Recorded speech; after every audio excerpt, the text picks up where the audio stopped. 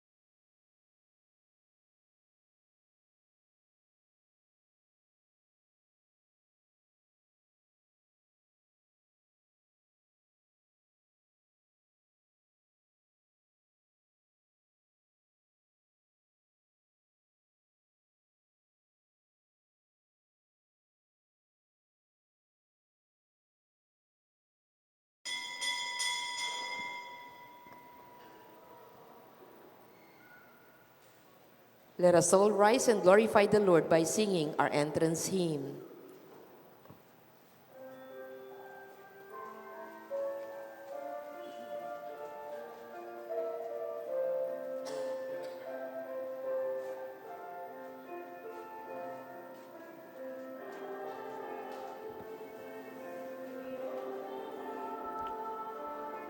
Don't let fear keep us apart. Race to bear, prostrate and torn. So must we to others call. Long have I waited for your coming home to me and leaving deeply a new life. In the name of the Father, the Son, and the Holy Spirit, Amen. the Lord be with you. And with your spirit. Good evening po. Good evening po, Amo. We celebrate our Mass in thanksgiving for the Lord questions us. What profit will you gain if you lose your life? When you can let go of anything and gain our life, to value the most important thing, our soul. My dear friends, times that we exchange, pinagpalit natin ang mas mahalaga sa mga bagay na lumilipas lamang. We ask the Lord for pardon. Together we pray, I confess to Almighty God and to you, my brothers and sisters, that I have greatly sinned in my thoughts and in my words, in what I have done and in what I have failed to do, through my fault, through my most grievous fault. Therefore I ask Blessed Mary, ever Virgin, all the angels and saints, and you, my brothers and sisters, to pray for me to the Lord our God. May Almighty God have mercy on us, forgive us our sins, and bring us all to everlasting life. Amen. Lord, have mercy. Lord, have mercy. Christ, have mercy. Christ, have mercy. Lord, have mercy. Lord, have mercy. Let us pray. Please remember your prayer. Call to mind your intention in our Mass. Prompt our actions with your inspiration, we pray, O Lord, that Father, with your constant help, that all we may do may always begin from you, and by you be brought to completion. Through our Lord Jesus Christ, your Son, who lives and reigns with you in unity of the Holy Spirit, God forever and ever. Amen. The Liturgy of the Word.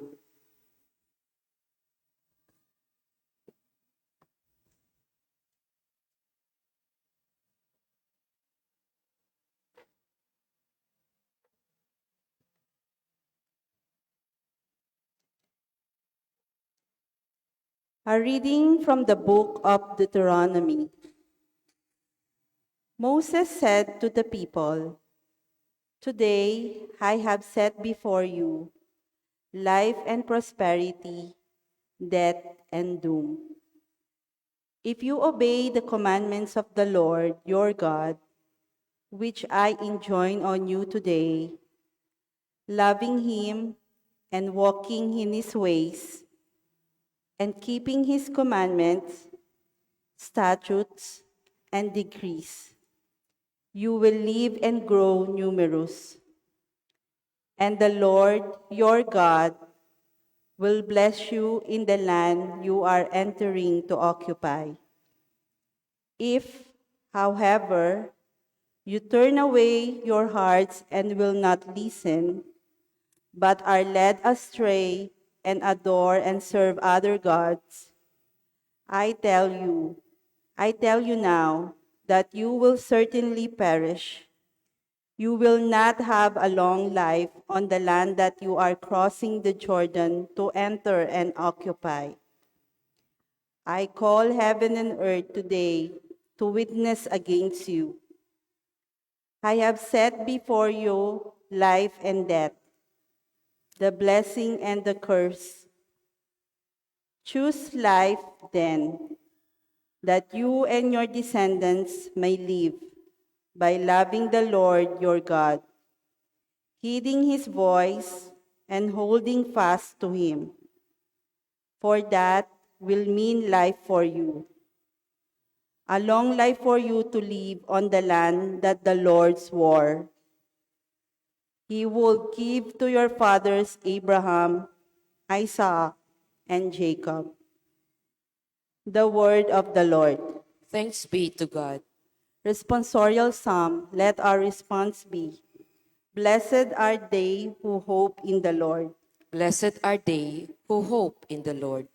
Blessed the man who follows not the counsel of the wicked, nor walks in the way of sinners, nor sits in the company of the insolent, but delights in the law of the Lord and meditates on his law day and night. Blessed are they who hope in the Lord. He is like a tree planted near running water that yields its fruit in due season and whose leaves never fade. Whatever he does, he prospers. Blessed are they who hope in the Lord. Not so the wicked, not so. They are like chaff which the wind drives away. For the Lord watches over the way of the just, but the way of the wicked vanishes. Blessed are they who hope in the Lord. Let us honor the holy gospel.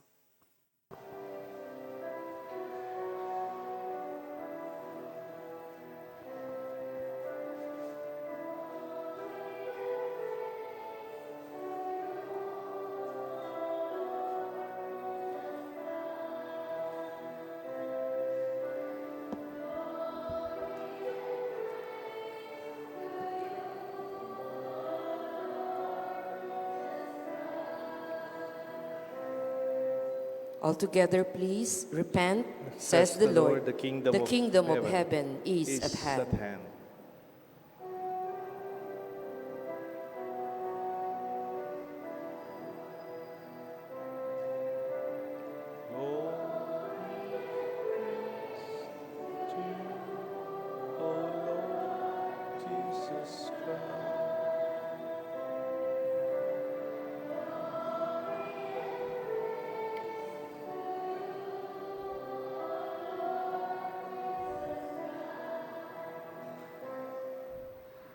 The Lord be with you. And with your spirit, A reading from the Holy Gospel according to Saint Luke.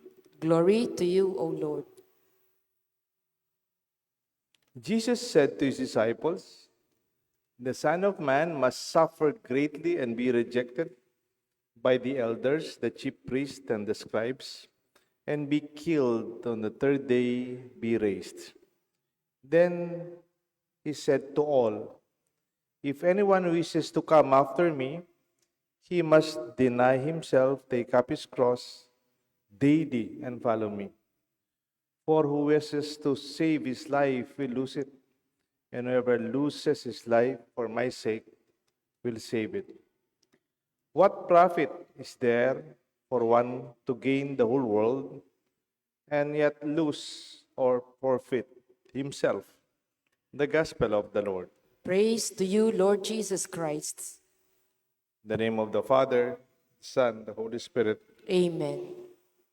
Please be seated. Ano ang kapalit?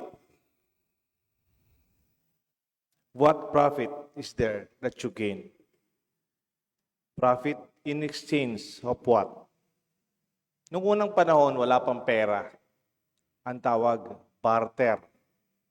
Halimbawa, bababa ka galing sa bundok, may dalang gulay. Punta ka dito, may nagtitinda ng isda. Wala namang isda dun sa bundok. Pagpapalit mo yung gulay mo, sa isdang daladala nila. Walang pera, palitan lang. It's just an exchange of goods. So, siyempre, meron kang sense of what is fair. Baka naman na 5 kilong bayabas, tapos papalit lang isang bangus, I don't know. Pero we also have to make aware of assessing the value of what we are willing to offer. We barter, we gain something in exchange for something else. And hopefully something good for us. A good bargain means gaining something more valuable. Or maybe a good buy. Sakto lang. Hindi ka nalugi. Hindi ka niloko. But sometimes the exchange is an losing end. Ang tawag natin doon, it's not a good bargain. Jesus' words in the gospel today ask us, what profit is there for one to gain the whole world and yet lose or profit himself? Reminding us that not all gains are truly beneficial.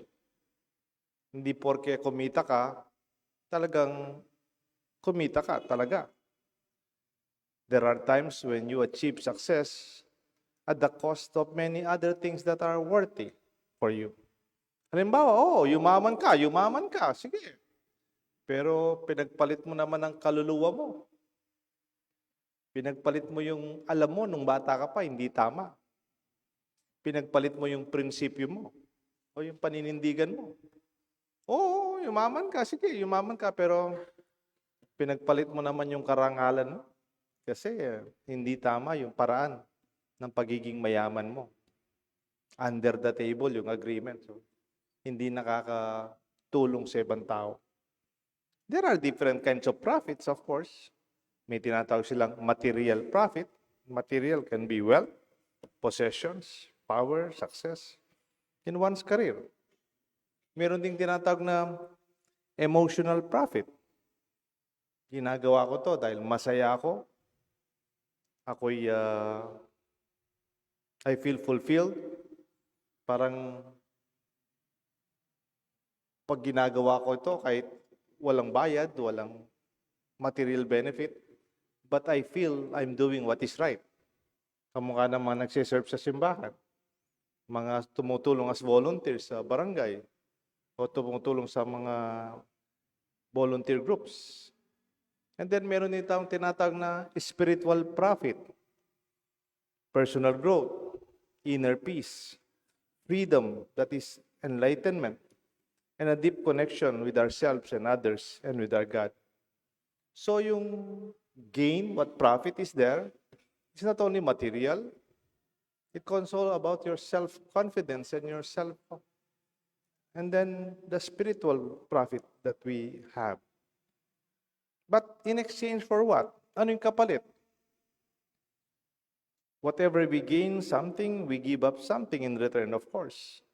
Wala namang sabi na, there are no such thing as free lunch. Pag may tinanggap ka, meron kang ibibigay. Hindi nga pera, kung minsan kailangan your time, yung oras mo, yung panahon. Time we spend in chasing success may at the cost of family, health, and even peace of mind. Pwede mong ibigay ang oras mo. Alam mo, yung oras mo, hindi mo sinasabing, ay, oras lang naman yan, wala naman nawawala. Hindi totoo yun. Did you know that your time is your life? Pag wala ka ng oras, wala na, di ba? Kahit sa iyo lahat yung pera, pag oras na, oras na. That's why wag mong tawaging, wala namang nawawala, oras lang yan. But that time is actually your real treasure. Of course, yung resources mo, our financial resources, they could also be your skills, your talents to achieve your goals. Take note yung resources mo, yung galing mo. Halimbawa, magaling kang architect, magaling kang engineer, magaling kang sculptor. Your talents are also part of your resources. Relationships. We can sacrifice time for loved ones and strain our relationship in pursuits of our ambition. Ang resources natin, isa pa yung puhunan natin, ang ating relasyon. Pwedeng yumaman ka, na-promote ka, maganda yung negosyo, trabaho, kaya lang wala ka ng oras sa pamilya mo. Napabayaan yung mga anak mo. Hindi ka nakilala ng mga anak mo kasi busy ka sa trabaho.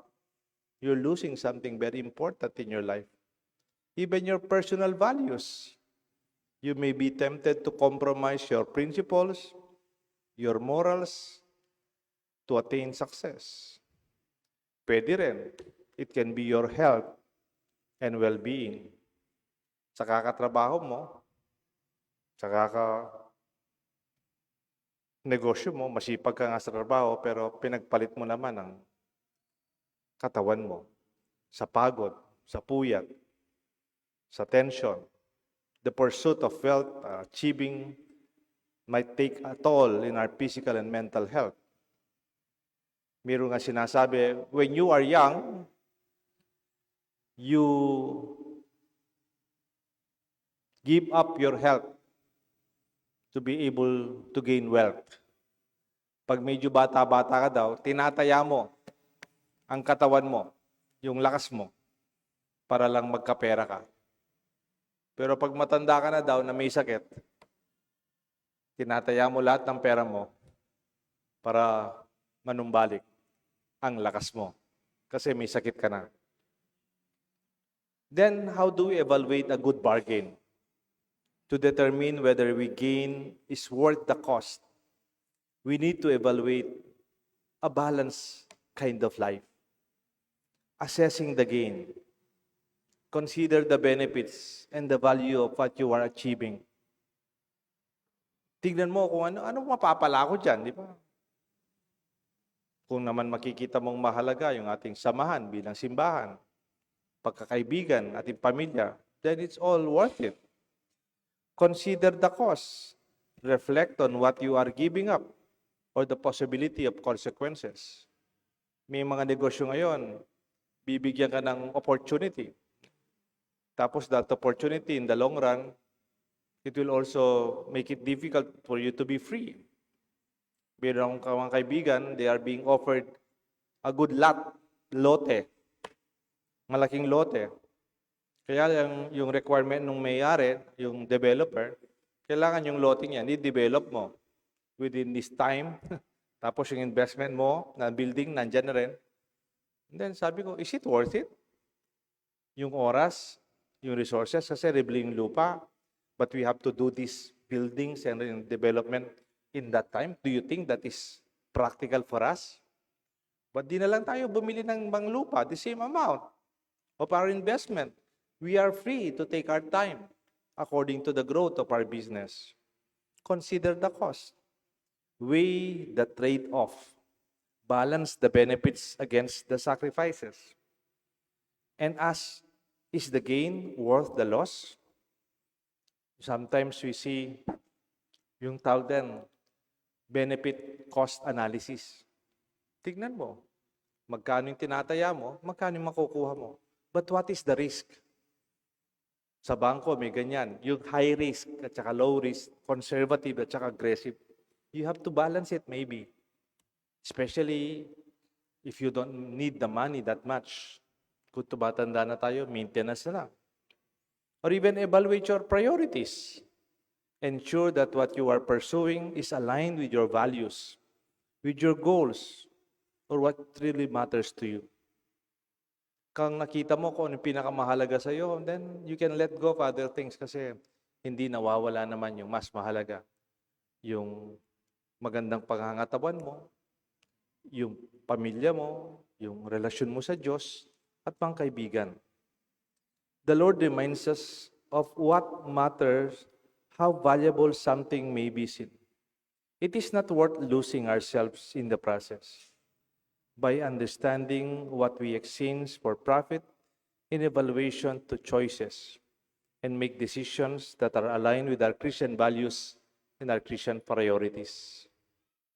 Minsan nagtuturo ako sa management, ginagamit ko rin sa planning, yung tinatawag nilang multiple bottom line. Di ba yung bottom line sa business, ang bottom line, pera, bottom line, profit. Pero may ibang pag-iisip ngayon, matagal na rin to, yung tinatawag nilang multiple bottom line. Yung hindi mo lang tinitignan yung negosyo mo niya, meron kang factory. Hindi mo lang tinitignan yung negosyo mo na magkano yung pera dyan, magkano ang aking bottom line. Yan. Kasi yung bottom line, magkano perang makukuha ko? Yung tubo. Pero, oo, mataas nga ang tubo, malaking kita mo, kaya lang, yung mga nagtatrabaho mo, napapabayaan. Yung mga kasama mo, nahihirapan. Ikaw lang talagang yumaman. Or, may factory ka nga, yumaman ka, okay, senta. Pero, sa paggawa ng factory mo, naagnas yung bundok. O kaya yung basura ninyo, tinatapon nyo sa ilog. Then, hindi rin sapat, di ba? Halimbawa, yung isang nabasa ko, you can have multiple bottom lines. PPP, ano yon? Profit, sige, profit, kumita ka. Pero meron doon, people. Yung masaya din, yung mga kasama mo sa trabaho. And then yung katlo, yung planet, yung contribution to the environment. So you measure your success not only on the financial side, but on your people and how you contribute to ecology. And you can even multiply that later. If you contribute to the local community, may scholarship kayo, tumutulong kayo sa barangay, and you have a program for children, that's multiple bottom line. Hindi lang yung profit as in pera, kundi nakikita mo mayroon pang ibang gains that we see. Huwag sana kayong magalit sa akin. No? Huwag tayong magalit sa akin. Alam niyo po, nagmimisa ako dito sa Sapang Bato, araw-araw, Lunes hanggang Biyernes. Wala man po akong stipend.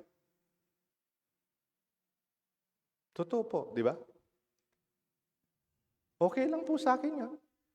Kahit galing ako ng Manila, minsan galing ako sa Fernando, halos maksidente kaming, bilis-bilis kaming umuwi para makapagmisa ako ng alas 6 dito. Lunes, pwede rin.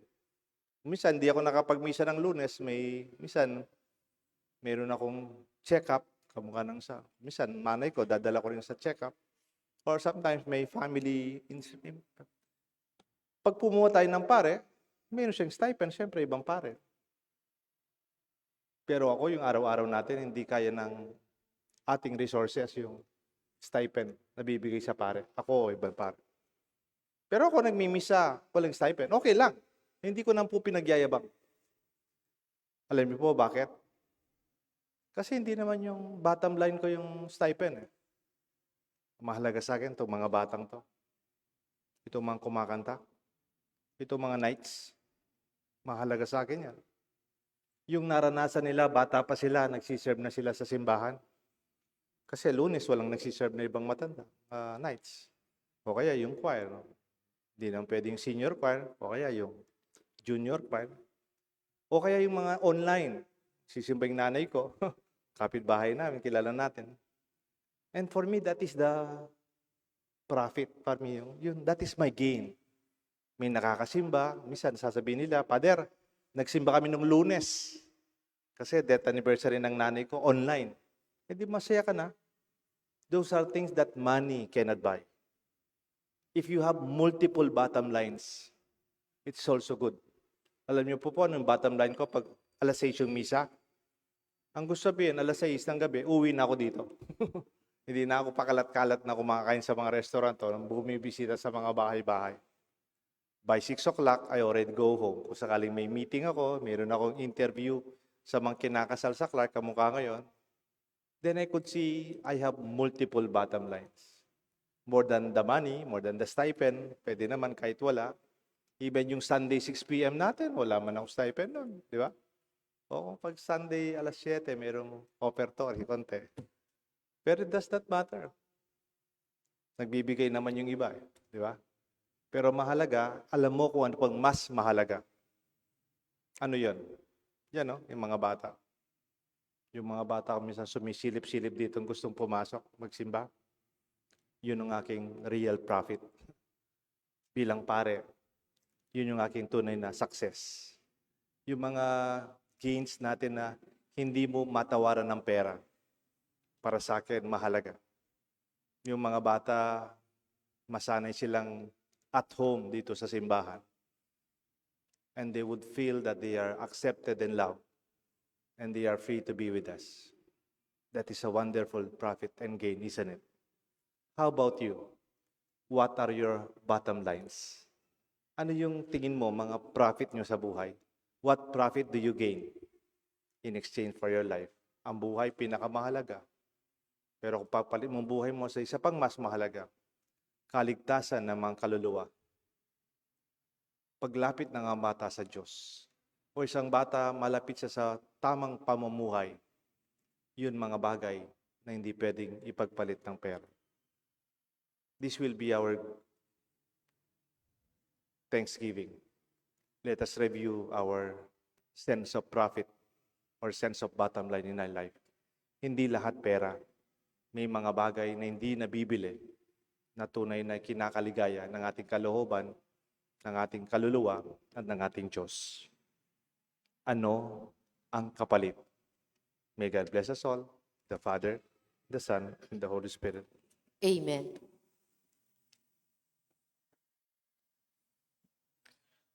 Jesus, who was on his way to Jerusalem, invited his disciples to follow him, even as the cross was casting its shadow upon them. We too are invited to carry our cross daily and to bear life's burdens as a sign of our discipleship. For every prayer we shall answer, Lord, help us to remain faithful. Tayo po lahat. Lord, help us to remain faithful. May church leaders proclaim the saving cross with courage and joy, even in difficult circumstances. We pray. Lord, help us to remain faithful. May government officials take up their cross in the form of bearing with the difficulties of their office and demands of their constituents. We pray. Lord, help us to remain faithful.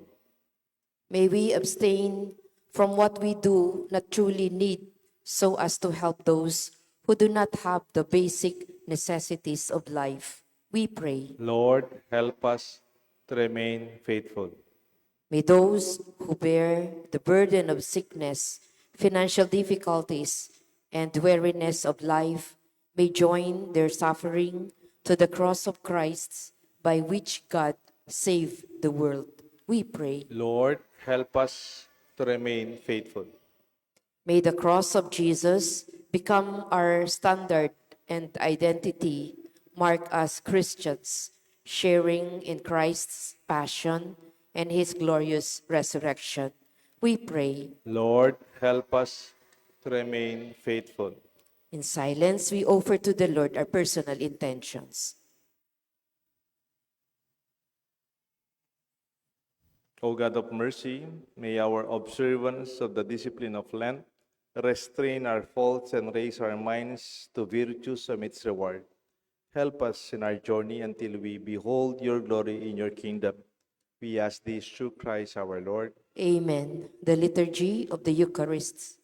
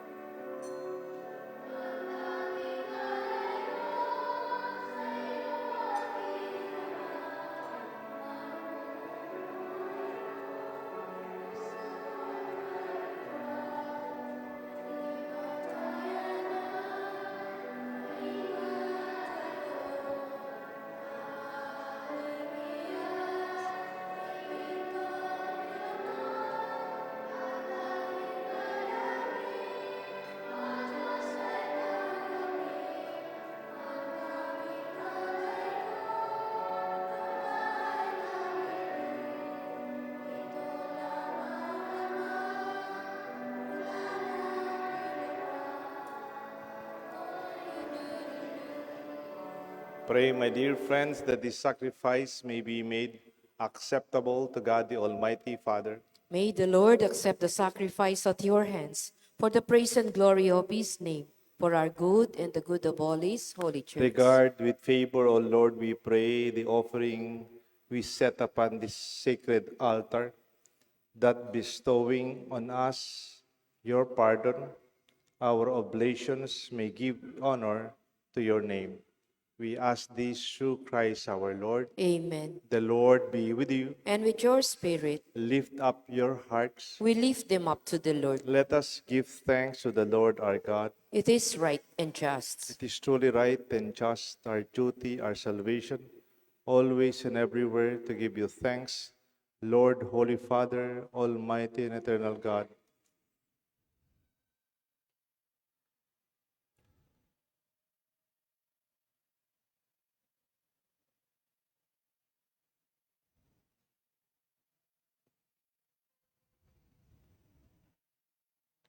For it is right and just, our duty, our salvation, always and everywhere to give you thanks, Lord, Holy Father, Almighty and eternal God, for you have given your children a sacred time for the renewing and purifying of our hearts, that freed from the disordered affections of this world, they may deal with us the things of this passing world as to hold rather to the things that eternally endure. And so, with all the angels and all the saints, we praise you, and with great joy we acclaim.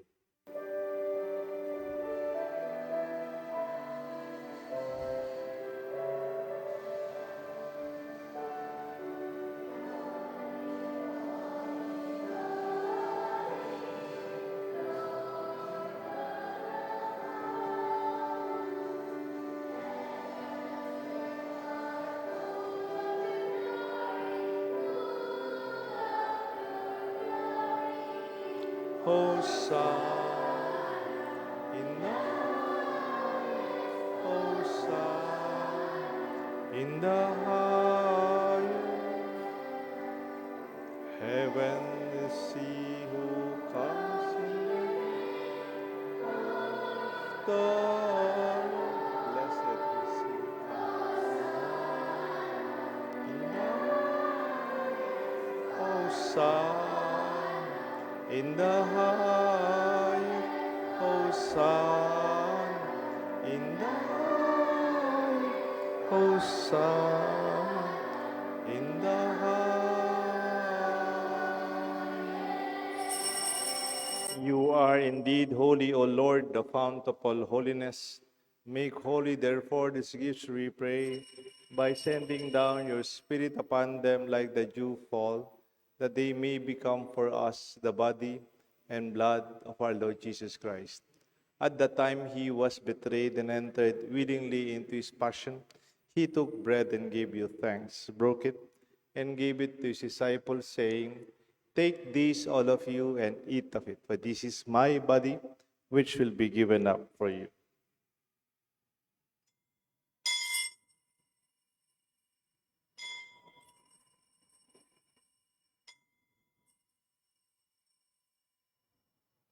In a similar way, when supper was ended, he took the chalice, once more giving thanks.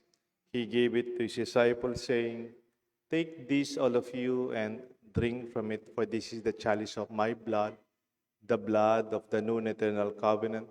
It will be shed for you, for many, for the forgiveness of sins. Do this in memory of me."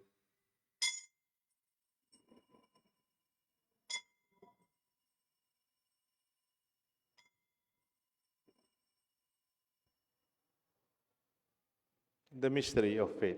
When we eat this bread and drink this cup, we proclaim your death, O Lord, until you come again. Therefore, as we celebrate the memorial of his death and resurrection, we offer you, Lord, the bread of life and the chalice of salvation, giving thanks that you have held us worthy to be in your presence and minister to you. Humbly we pray that partaking of the body and blood of Christ, we may be gathered into one by the Holy Spirit. Remember, Lord, your church spread throughout the world.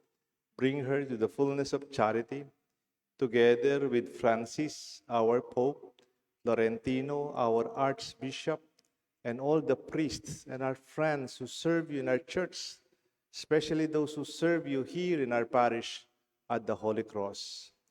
Remember our brothers, our sisters who have fallen asleep in the hope of the resurrection, and those who have died in your mercy. Welcome them into the light of your face. Have mercy on us, we pray, with the Blessed Virgin Mary, Saint Joseph, her spouse, with the blessed apostles, and all the saints who please you throughout the ages. We may merit to be co-heirs to eternal life, and may praise and glorify you through your Son, Jesus Christ. Through him, and with him, and in him, O God, Almighty Father, the unity of the Holy Spirit, all glory and honor is yours forever and ever. Amen. At the Savior's command and formed by divine teaching, we dare to call God our Father.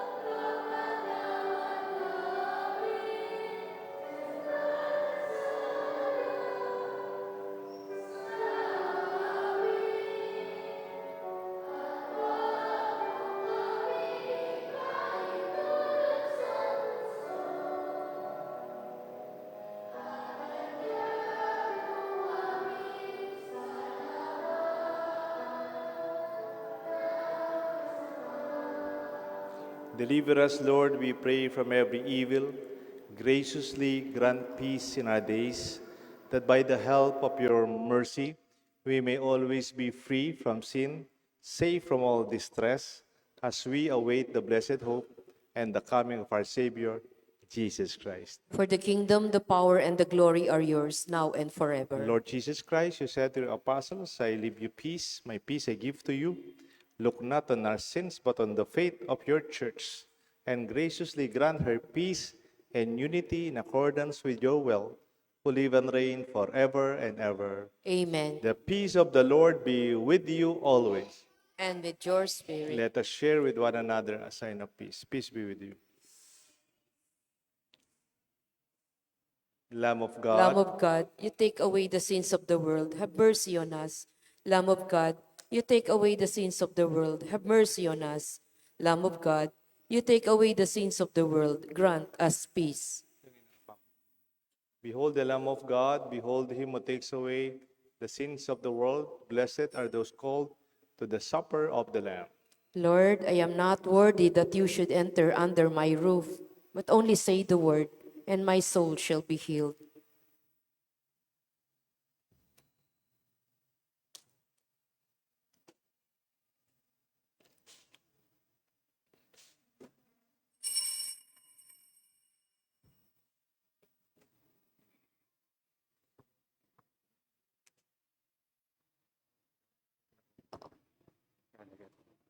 Yan po. Yan eh. Ayun. The body of Christ. Amen. Amen.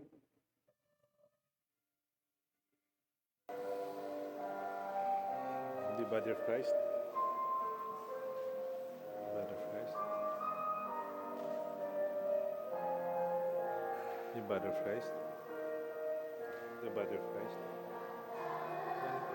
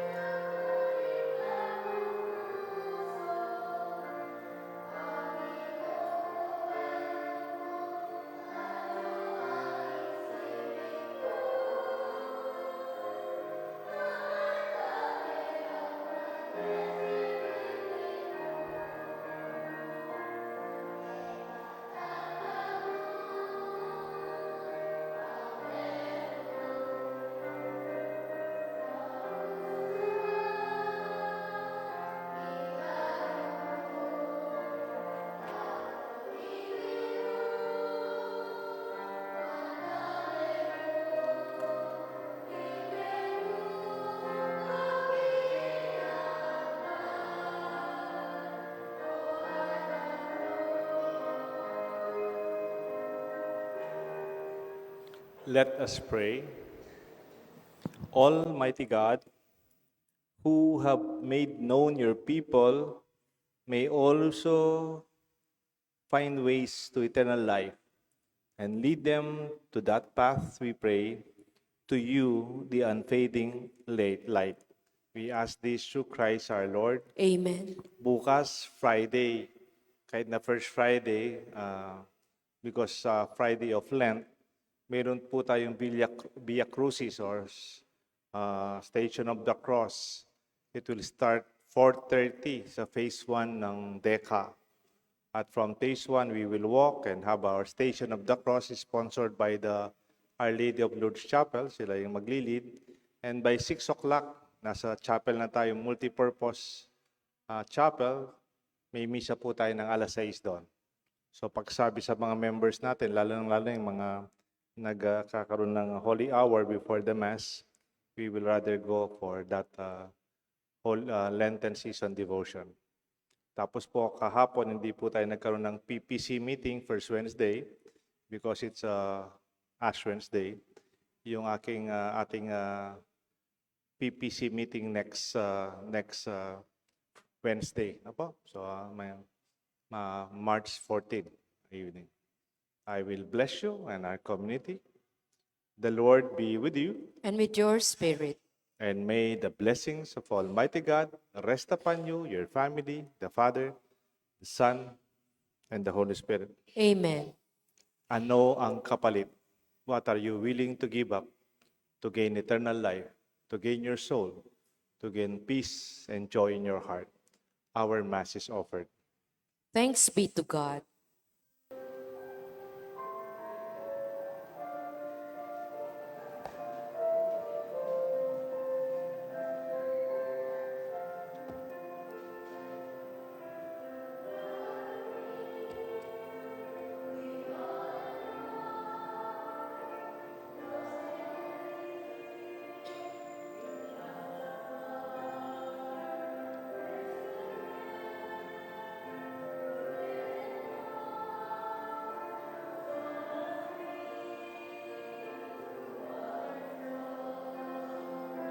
Long have I waited for your come home to me and living deeply on your love.